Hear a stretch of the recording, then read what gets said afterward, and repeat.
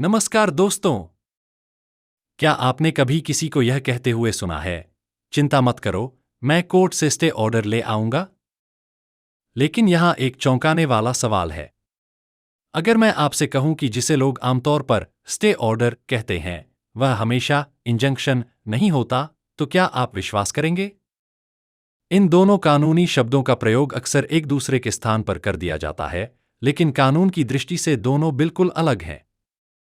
यदि कभी आपका किसी संपत्ति विवाद, सिविल मुकदमे या किसी अन्य कानूनी कार्यवाही से सामना होता है, तो इन दोनों के बीच का अंतर समझना आपके लिए अत्यंत महत्वपूर्ण सिद्ध हो सकता है।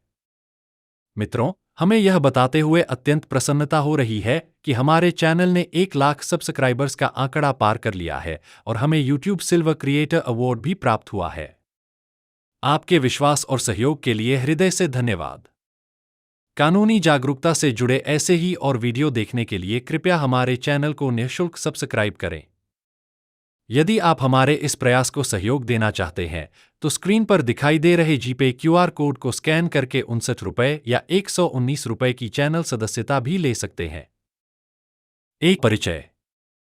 नमस्कार दोस्तों, कल्पना कीजिए कि आपका पड़ोसी अचानक आपकी संपत्ति पर अवैध निर्माण शुरू कर देता है, या नगर निगम आपको आपके मकान के किसी हिस्से को तोड़ने का अचानक नोटिस भेज देता है। ऐसी तनावपूर्ण स्थिति में सबसे पहले हमारे मुंह से क्या निकलता है? हम आमतौर पर कहते हैं, मैं तुरंत कोर्ट जाऊंगा और स्टे ऑर्डर ले आऊंगा। हम में से अधिकांश लोग सामान्य बोलचाल में किसी भी प्रकार की कानूनी रोक को स्टे ऑर्डर कह देते हैं। लेकिन क्या आप जानते हैं कि कानून में एक और अत्यंत प्रभावशाली तथा व्यापक कानूनी उपाय होता है, जिसे इंजंक्शन कहा जाता है?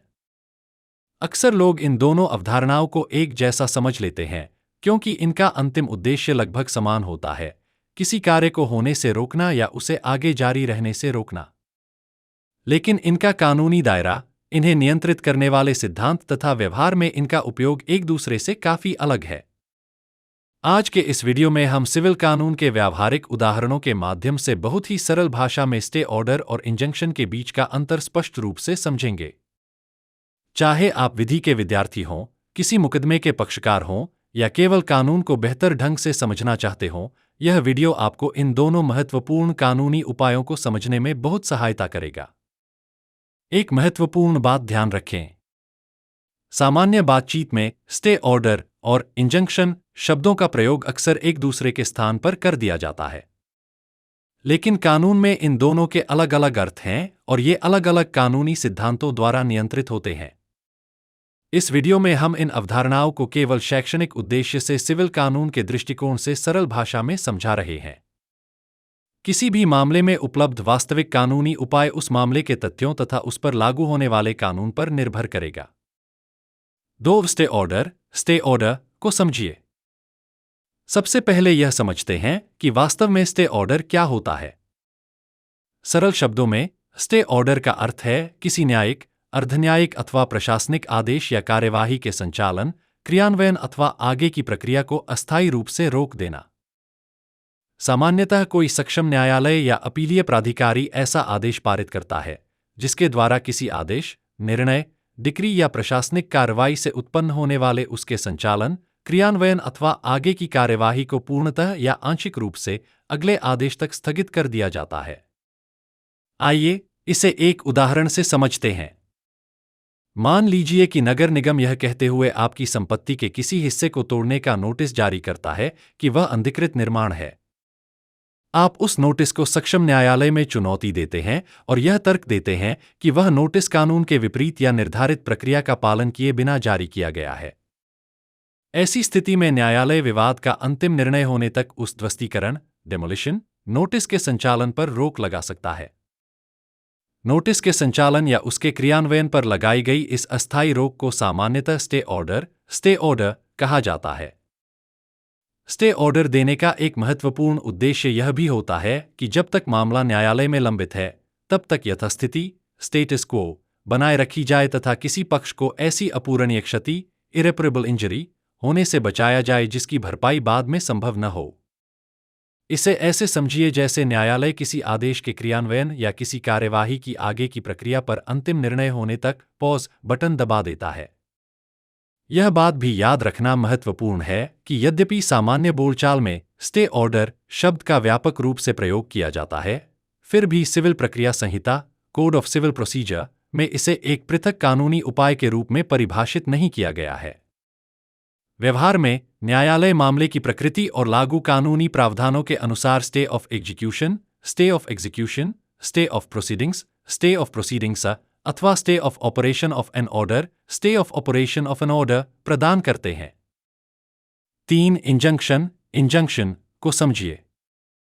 अब आइए एक और महत्वपूर्ण कानूनी उपाय इंजंक्शन को समझते हैं। इंजंक्शन मुख्य रूप से विशिष्ट अनुतोष अधिनियम 1963 स्पेसिफिक रिलीफ एक्ट 1963 द्वारा नियंत्रित होता है तथा अस्थायी इंजंक्शन टेम्पररी इंजंक्शन के मामलों में सिविल प्रक्रिया संहिता 1908 कोड ऑफ सिविल प्रोसीजर 1908 के आदेश XXXIX नियम 1 और 2 लागू होते हैं।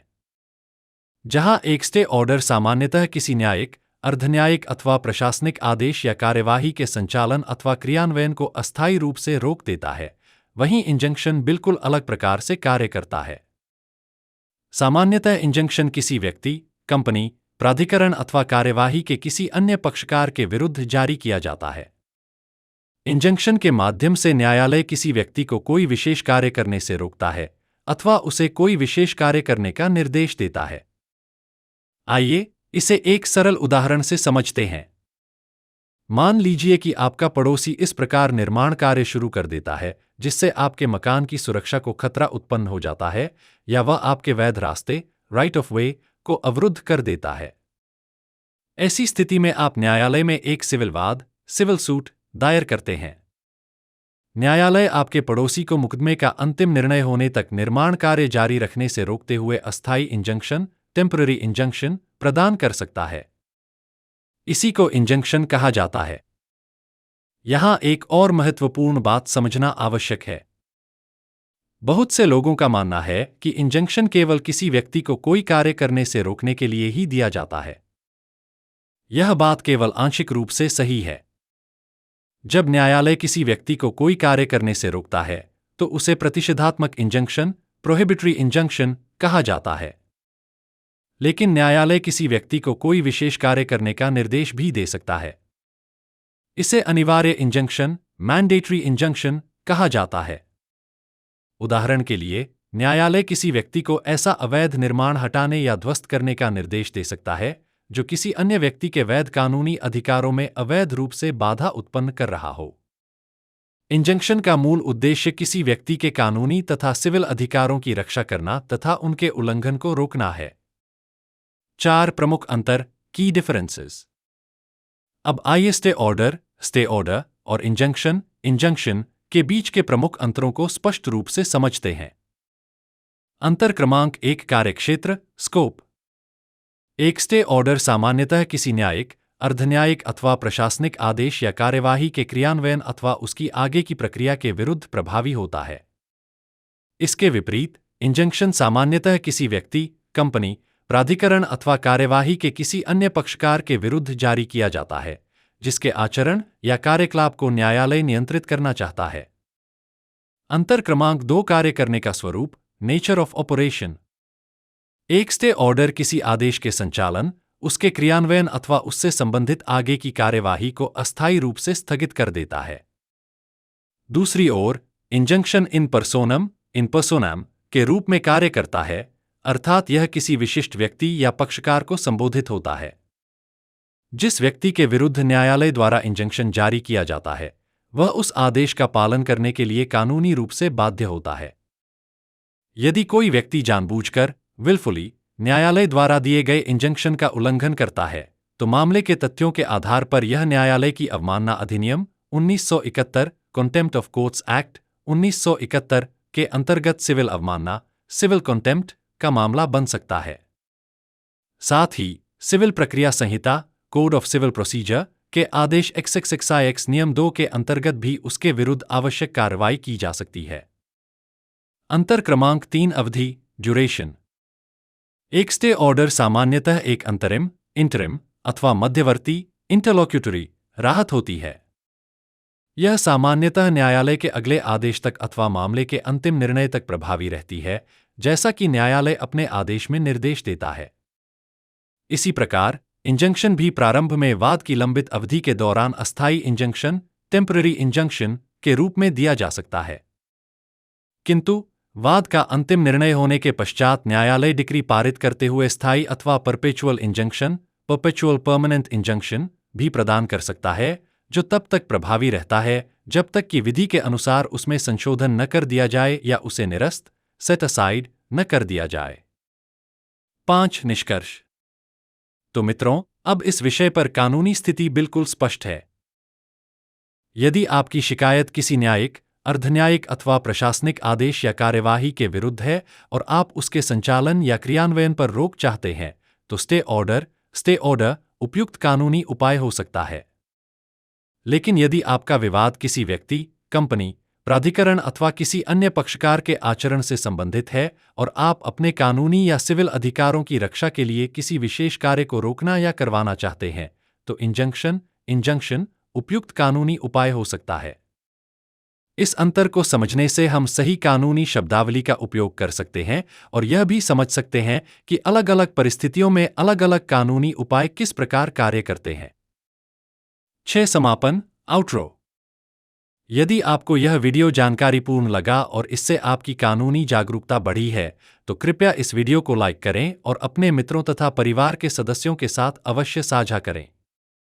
सिविल कानून, आपराधिक कानून, संवैधानिक कानून तथा न्यायालयीन प्रक्रियाओं से संबंधित सरल, सटीक और प्रामाणिक जानकारी प्राप्त करने के लिए हमारे चैनल को निःशुल्क सब्सक्राइब करें और बेल आइकन अवश्य दबाएं, ताकि हमारे आने वाले किसी भी वीडियो की सूचना आप तक सबसे पहले पहुंच सके। यदि सिविल कानून या आज के विषय से संबंधित आपका कोई प्रश्न हो, तो कृपया उसे नीचे कमेंट्स सेक्शन में लिखें। मैं अपनी ओर से उसका उत्तर देने का पूरा प्रयास करूंगा। इस वीडियो को देखने के लिए आपका हार्दिक धन्यवाद। मैं शीघ्र ही एक और महत्वपूर्ण कानूनी विषय के साथ अगले वीडियो में आपसे पुनः मुलाकात करूंगा। जय हिंद, जय भारत।